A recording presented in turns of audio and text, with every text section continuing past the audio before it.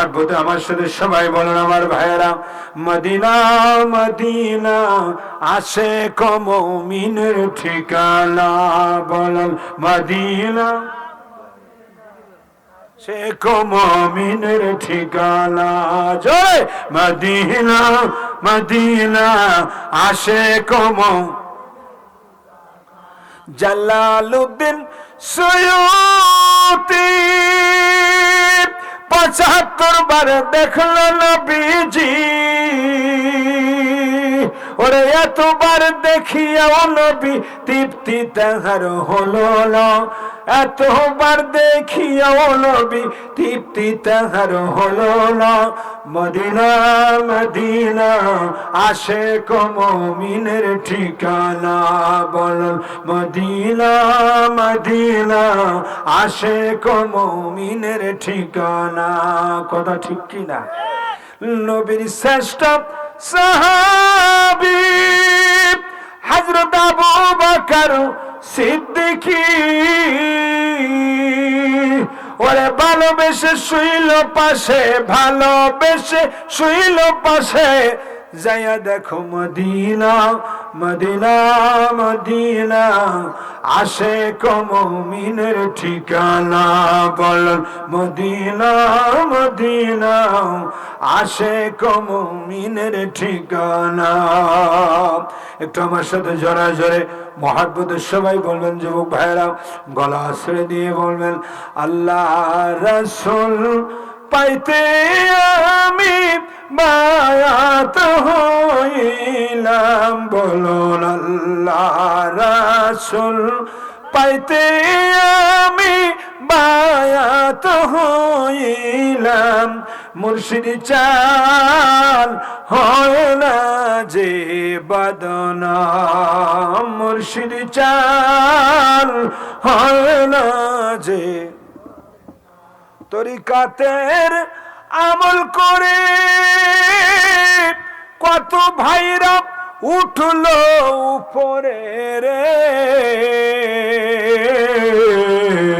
আমায় রাখো সোনা জোরে আমল আমার কম, আমায় রাখো সোনা জোরে আমল আমার কম। মুর্শিদ চান হয় না যে বদনাম। তুমি যেদিন যাবে চলে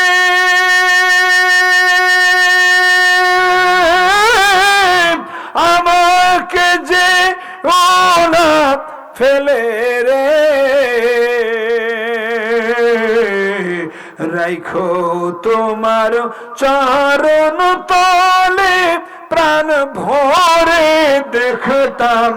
মুর্শিদ চান হয় না যে বদনাম। আল্লাহ এবং রসুল পাওয়ার জন্য আমরা যে বায়াত গ্রহণ করি ওলি আল্লাহর হাতে, এতে কোনো সন্দেহ নেই। কতক্ষণ ঠিক কিনা? এই ওলি আল্লাহর কথা কোরআনে কারিমে আছে কিনা? ৬২ নম্বর না আয়াত সূরা ইউনূস। সুবহানাল্লাহ। আলা ইন্না আউলিয়া আল্লাহি লা খাউফুন আলাইহিম ওয়া লা হুম ইয়াহজানুন। খবরদার, সাবধান, নিশ্চয় আমার বন্ধুরা, আমার ওলিরা, আল্লাহর বন্ধু, এরা আউলিয়া আল্লাহ, লা খাউফুন আলাইহিম, তাদের কোনো ভয় নাই, ওয়ালা হুম ইয়াহজানুন, তারা কোনো চিন্তিত হবে না। তাফসীরে এসেছে লা খাউফুন আলাইহিম ফিদ দুনিয়া, দুনিয়ায় তাদের কোনো ভয় নাই, ওয়ালা হুম ইয়াহজানুন ফিল আখিরা, আখিরাতে তারা কোনো চিন্তিত হবে না। এরা কি আল্লাহর ওলি? একটু জোরে কোন সুবহানাল্লাহ, আরো জোরে কোন আল্লাহু আকবার। ওয়া ইযা রু'রু যিকরুল্লাহ, যাকে দেখা মাত্র আল্লাহর কথা স্মরণ হয়, তিনি হচ্ছে আল্লাহর ওলি। আমার ভাইরা, সেই জন্য আল্লাহ নূরের নবী বদরের ময়দানে যেই দিন গিয়েছিলেন ৩১৩ জন নিরস্ত্র বাহিনী নিয়ে, ওই সময় ১০০০ কাফের আবু জেহেলের নেতৃত্বে অনেক বড় বড় হুঙ্কার দিয়ে বলছিল, আজকে ইসলামের বাতি নিভিয়ে দেওয়া হবে। ৩১৩ জন নিরস্ত্র বাহিনী, ঘোড়া নেই, ঢাল নেই, তলোয়ার নেই, কিছুই নেই।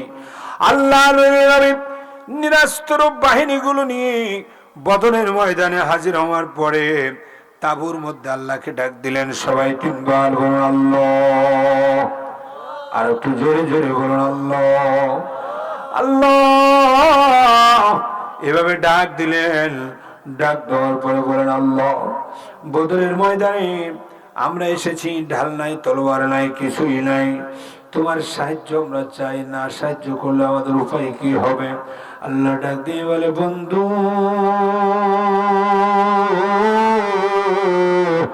আপনি শুধু ময়দানে প্রতিহত করার জন্য নেমে যান, বিজয় করে দেওয়ার দায়িত্ব আমি আল্লাহ। একটু জোরে বলুন না সুবহানাল্লাহ।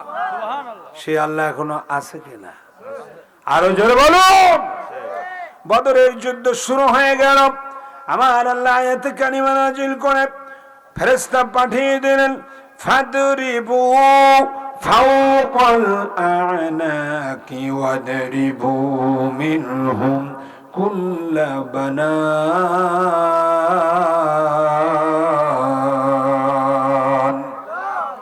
হ্যাঁ ফেরেশতারা, বদরের ময়দানে হাজির হয়ে যাও এবং সেখানে যাইয়া তোমরা কাফেরদের গলার মধ্যে আঘাত করো এবং আঙ্গুলের গিরায় গিরায় অগ্রভাগে আঘাত করো।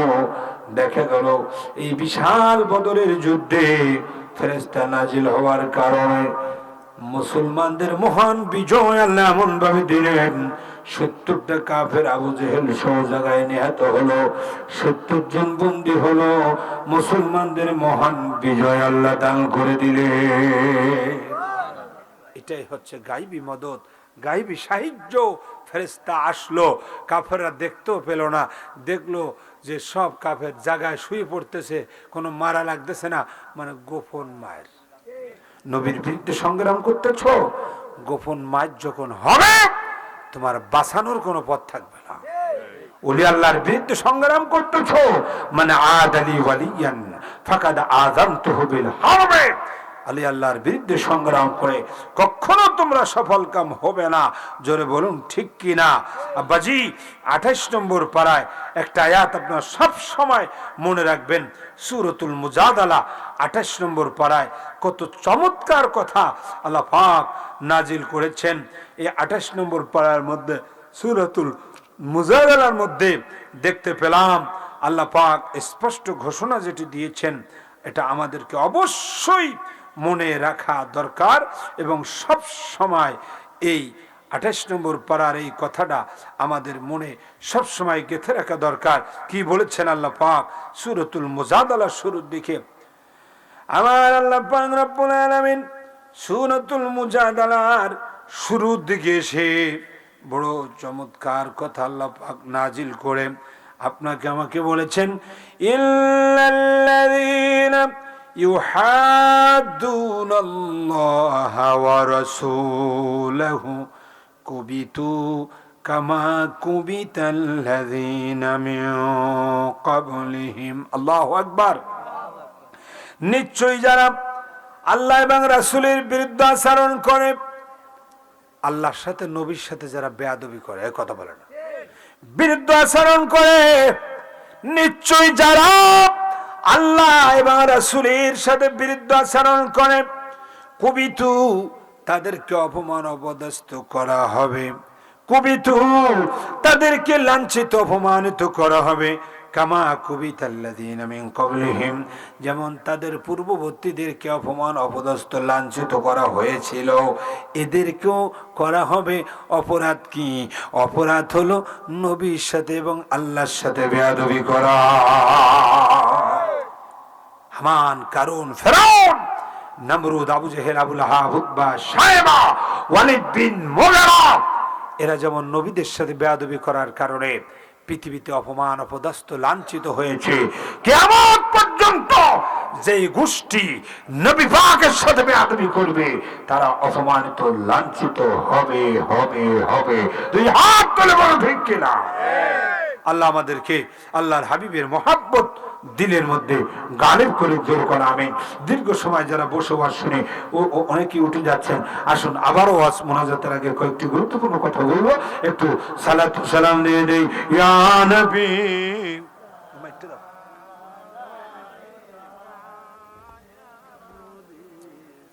সালাম এটা রিকো করে দাও। ইয়া হাবিব সালাম, একদম আমার কাছে আসেন দেখি, যারা যারা আছেন দূরের মেহমান সবাই, যুবক ভাইরা সামনে দিকে আসো সুন্দর করে। মুহাব্বত ইয়া নবী ইয়া রাসূল সালাম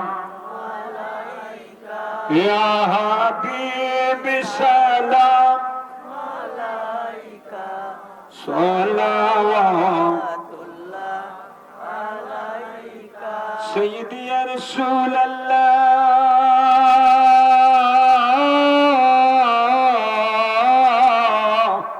ইয়া হাবিবাল্লাহ, আমাদের মরণ কালে নবী আপনাকে কাছেতে পেলে থাকবে না মরণ যন্ত্রণা, এইটুকুই মুদের কামনা। ইয়া নবী ইয়া রাসূল সালাম ইয়া হাবিব সালাম আলাইকা সালাওয়াতুল্লাহ আলাইকা। একটি জবান বন্ধ থাকবেন আমার সাথে, একটু মুহাব্বতে বলুন সালাতু সালাম গো আমার দরুদ সালাম গো আমার কইও নবী মুস্তাফা, তোমরা যদি যাও গো মদিনা, তোমরা যদি যাও গো মদিনা, ও হাজী ভাই তোমরা যদি যাও গো মদিনা, মদিনা মদিনা তোমরা যদি যাও গো মদিনা, মদিনা শরীফের মাটি আমার চোখে মুখে বুকে মাখিও, এমন পবিত্র মাটি এমন পবিত্র মাটি আমার নবীর রওজায়, তোমরা যদি যাও গো মদিনা, মদিনা শরীফের মাঝে বেহেশতের ওই বাগান আছে, সেই বাগানে আছেন আমার জিন্দা নবী মুস্তাফা, তোমরা যদি যাও গো মদিনা, উড়ে যারে কিশোরগঞ্জের হাওয়া, উড়ে যায় রে করিমগঞ্জের লাখনের হাওয়া, যাও রে উড়ে মদিনায় রে। এজিদকে আমরা ভালো বলি না কেন?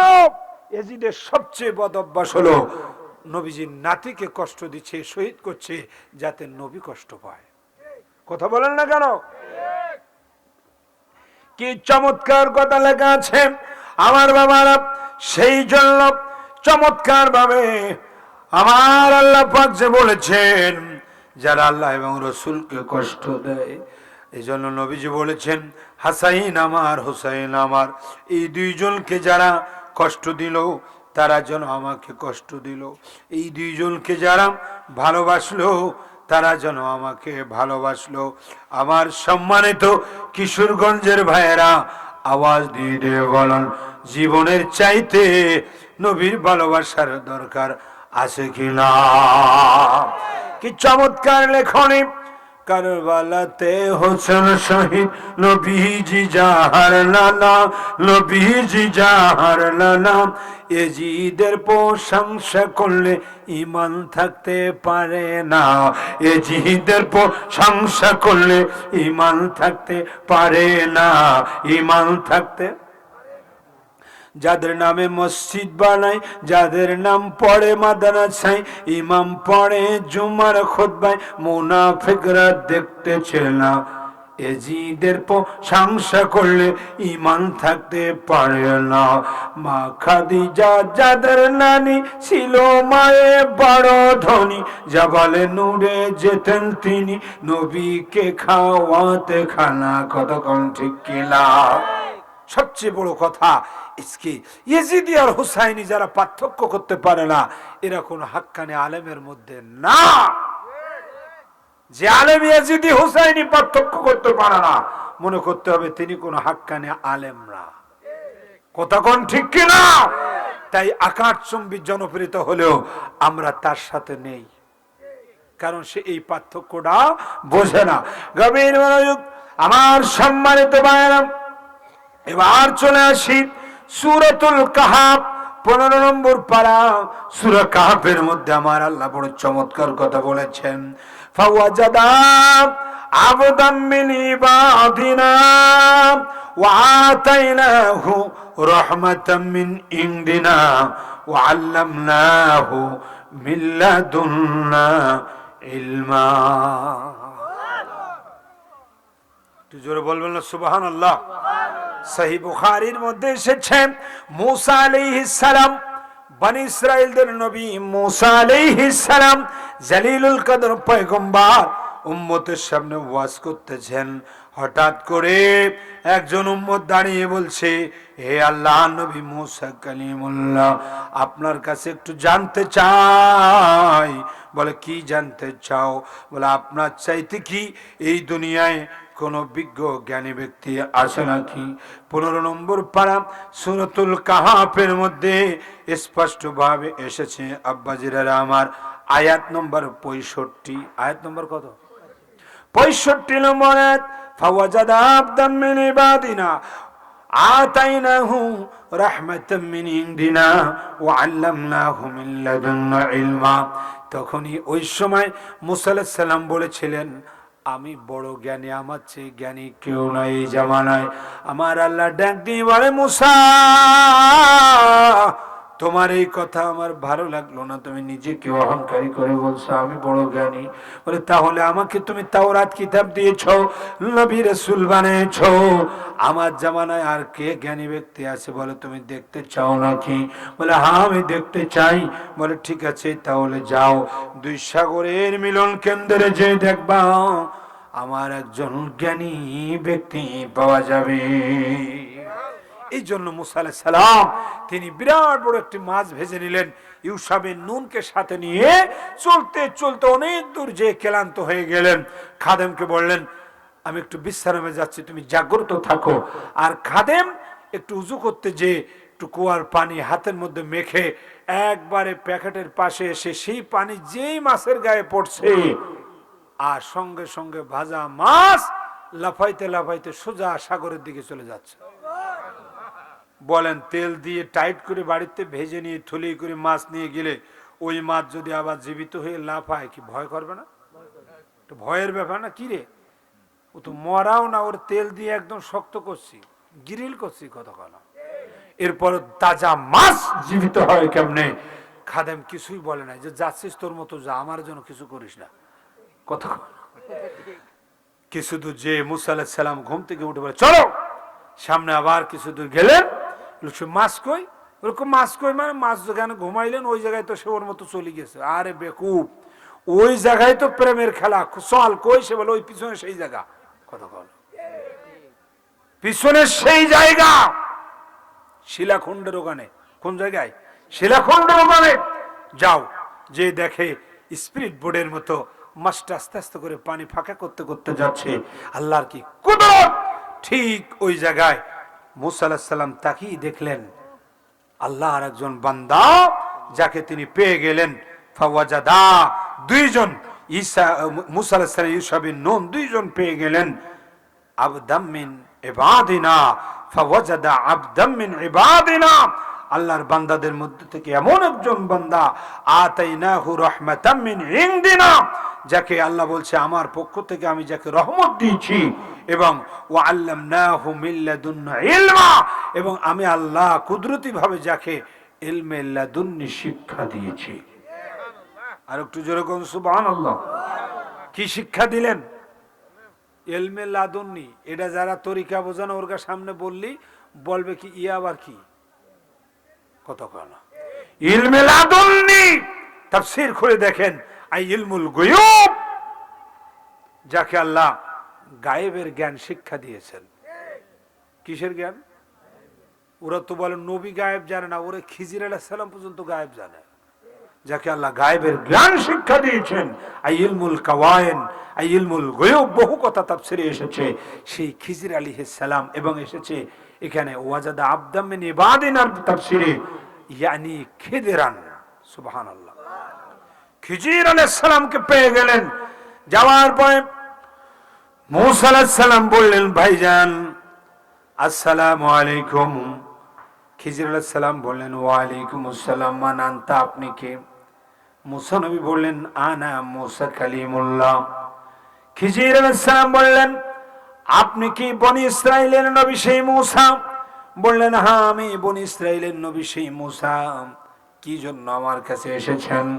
বলে আমাকে যা আল্লাহ দিয়েছে আপনাকে দেয় নাই, আবার আল্লাহ আপনাকে যা দিয়েছে আমাকে দেয় নাই, তাই আমি আপনার সোহবতে এক যুগ থাকার নিয়াত করে এসেছি। খিজির আলাইহিস সালাম বললেন কখনো সম্ভব না, আপনি বাড়ি চলে যান, থাকতে পারবেন না। বলে তাহলে 1 বছর? বলে তাও পারবেন না। বলে 1 মাস? বলে তাও আপনি ধৈর্য ধারণ করতে পারবেন না। তখন মূসা নবী বললেন অনুমতি দেন, কয়েকদিন থাকবো, না হয় 1 দিন নাই, 2 দিন নাই, কয়েক ঘন্টা।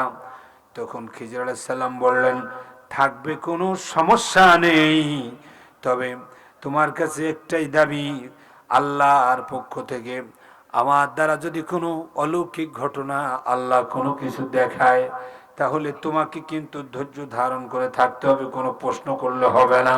সঙ্গে সঙ্গে খিজির আলাইহিস সালামের জবাবে মূসা আলাইহিস সালাম প্রশ্নের জবাবে মূসা আলাইহিস সালাম বললেন একবার স্পষ্ট কোরআনে কারীম ক্বালা সাতাজিদুনি ইনশাআল্লাহু সাবিরা, ইনশাআল্লাহ আপনি আমাকে ধৈর্যশীল পাবেন, আমি ডিস্টার্ব করব না। ঠিক আছে।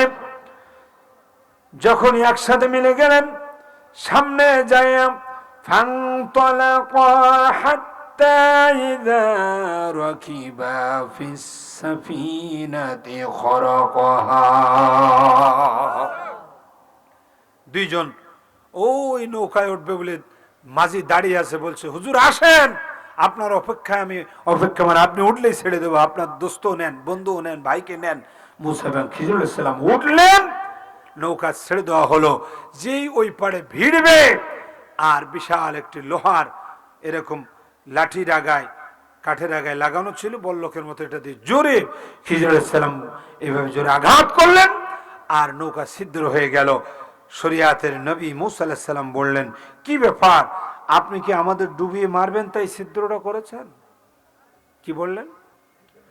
এই নৌকায় যারা উঠেছে এদের সবাইকে ডুবিয়ে মারবেন এই জন্য কি ছিদ্র করলেন? কয়লা আখরাকতাহা লিতুগরিকা আহলাহা, নৌকার আহাল বর্গ অধিবাসী যারা উঠছে সবাই ডুবিয়ে মারবেন? সঙ্গে সঙ্গে তখন মূসা আলাইহিস সালাম বললেন না, খিজির আলাইহিস সালামের কথা শুনে বললেন না না আমি সে কথা ভুলে গেছি, আপনি আমাকে পাকড়াও করবেন না, সামনে চলেন, আর এরকম করব না। আর একটু সামনে গেলেন, লম্বা ঘটনা, একটা গোলাম অর্থাৎ পবিত্র একটা বাচ্চাকে খিজির আলাইহিস সালাম কতল করলেন। আর মূসা আলাইহিস সালাম বলেন আপনি কেন নিষ্পাপ একটা বাচ্চা কতল করলেন? বলে এই জন্য তো আমি বলছি আপনি আমার সাথে ধৈর্য ধরে থাকতে পারবেন না। মূসা আলাইহিস সালাম বললেন আমি আর প্রশ্ন করব না, সামনে চলেন। সারাদিন ঘুরে ঘুরে ক্লান্ত হয়ে সন্ধ্যাবেলা যখন একটা পল্লী গ্রামে গেছেন, একজনের বাড়িতে যাইয়া বলছে আমরা একটু মেহমান হব। এত জালেম লোক, ওই লোকটা বলছে আমি কোনো মেহমান নেব না, তাড়াতাড়ি এখান থেকে বিদায় নেন, বসতেও দেবো না, খাওয়া তো দূরের কথা। ওই বাড়ির থেকে সামনে, সামান্য সামনে, সেই বাড়ির সামনেই দীর্ঘদিনের একটা প্রাচীর কাত হয়ে পড়ে আছে। খিজির আলাইহিস সালাম বললেন ভাই মূসা, প্রাচীরের ওই মাথা আর এই মাথা দুই সাইড থেকে আমরা দুইজন সোজা করে দেব, একটু ধরেন, কাজটা শুরু করে নেই। সঙ্গে সঙ্গে মূসা আলাইহিস সালাম এবার জবাব দিয়ে বললেন সম্ভব না, হাজা ফেরাকু বাইনি ওয়া বাইনিক, আমিও আর আপনার সাথে থাকবো না, আপনিও আমার সাথে থাকবেন না। কারণ এক এক করে 3টা ঘটনা ঘটলো, আমি কোনোটা তলা খুঁজে পেলাম না। সুতরাং আমি আর থাকবো না, আজকের থেকে আপনিও আলাদা, আমিও আলাদা। যখন মূসা আলাইহিস সালাম রাগান্বিত হয়ে কষ্ট নিয়ে চলে যাচ্ছে, খিজির আলাইহিস সালাম বললেন, ভাই মূসা, এতক্ষণ সফর করার পর আপনি কষ্ট নিয়ে যাবেন, এটা আমি মোটেই বরদাস্ত করব না। সুতরাং সাউনাব্বিউকা বিতাবিলি মা লাম তাসতাতি আলাইহি সাবরা, যে সব বিষয় আপনি ধৈর্য ধারণ করতে পারেন নাই, এই বিষয়গুলো আপনি আমাকে বলেন, আমি প্রত্যেকটা বিষয়ে আমি উত্তর দিয়া দেব। শোনেন, আমি আর প্রশ্ন করব না, আপনি বলেন কি ঘটনা ঘটছে। ওই যে নৌকা ছিদ্র করে দিয়েছিলাম, সুবহানাল্লাহ, কি করে দিয়েছিলাম? ছিদ্র করে দিয়েছিলাম। আম্মাস সাফিনাতু ফাকানাত লিমাসাকিনা ইয়ামালুনা ফিল বাহর, ওই সাগরের মধ্যে নৌকাটা আমি ছিদ্র করেছিলাম।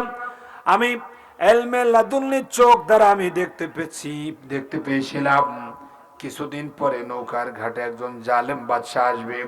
ওই জালেম বাদশাহ সমস্ত নতুন নৌকাগুলো সিজ করে নিয়ে যাবে, কেড়ে নিয়ে যাবে। কিন্তু যদি নৌকা একটা তালি মারা থাকে, তার নৌকা নেবে না, এরকম জালেম বাদশাহ। তাই আমার ভক্তের নৌকাটা আমি একটা তালি লাগিয়ে দিলাম, যাতে সবার নৌকা বাদশাহ নিয়ে যাবে, আমার ভক্তের নৌকা আর গায়ে বাদশাহ হাত দিতে পারবে না। মুসা নবী মনে মনে বলছে, সিদ্ধুর আরো কিছু করলে ভালো হইতো। আসলে ঠিক আছে কিনা? সবার নৌকা নেবে, আমার এই ভক্তের নৌকা নেবে না, কারণ ওর একটা তালি মেরে দিছি আমি ছিদ্র করে। ওই তালির কারণে ওর দিকে আর বাদশাহ, জালেম বাদশাহ নজর দেবে না। কথা কয় ঠিক কিনা? জালেম বাদশার কাজ কি? জালেম বাদশাদের টার্গেট হচ্ছে যার টাকা পয়সা আছে, তাকে যে কোনো কায়দায় ভয়ভীতি দেখাইয়ে দলের মধ্যে এনে নমিনেশন দেওয়া। কারণ টাকা পয়সা কেমনে এক জায়গায় করা যায়, এই চিন্তা তার মাথায় আছে কিনা। এরপরে বললেন, ওয়াম্মাল গুলামু ফাকানা আবাওয়াহু মুমিনিন, যেই বালকটাকে আমি শহীদ করেছি, কতল করেছি, ওই বালকটা এখনো পবিত্র এবং মুমিন।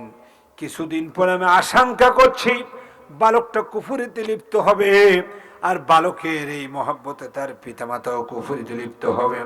3 জন কাফের হয়ে মরা ভালো না 3 জন ইমানদার হয়ে মরা ভালো? মুসা নবী বলছে 3 জন ইমানদার অবস্থায় মরা ভালো, ইন্তেকাল হওয়া ভালো। এই জন্য তো আমি ইমান থাকা অবস্থায় যুবকটারে আমি কতল করে দিলাম, আর তার মা বাবার ইমানটা আমি রক্ষা করলাম। 3 জন ইমানদার অবস্থায় মারা যাবে, এবং তাদের বংশে আমি একটি উত্তম সন্তানের জন্য আল্লাহর কাছে চাইলাম, নেক্সট সন্তান চেয়ে দিলাম। একটু জোরে কোন আল্লাহু আকবার। তাহলে ইলমে লাদুন্নি দ্বারা কোন জায়গায় কি হচ্ছে পরিষ্কার বুঝতেছে কিনা? খিজির আলাইহিস সালাম বুঝতেছেন কিনা? এটাই হচ্ছে ইলমে লাদুন্নি। লাস্টে কি বললেন? ওয়াম্মাল জিদারু ফাকানা লিগুলামাইনি ইয়াতীমাইনি ফিল মাদিনা وكان تحته كنز لهما وكان أبوهما صالحا الله أكبر। যেই প্রাচীরটা আমরা সোজা করে দিয়েছিলাম, ওটা ওই জালেম লোকের নাম। ওই জালেমের হলে আমি সোজা করতাম না। ওটা হচ্ছে 2 জন এতিম বাচ্চার প্রাচীর, যেই প্রাচীরের নিচে তাদের আব্বা অনেক কানজুল্লাহুমা, অনেক গুপ্ত ধনভাণ্ডার মণিমুক্তা রেখে গেছে।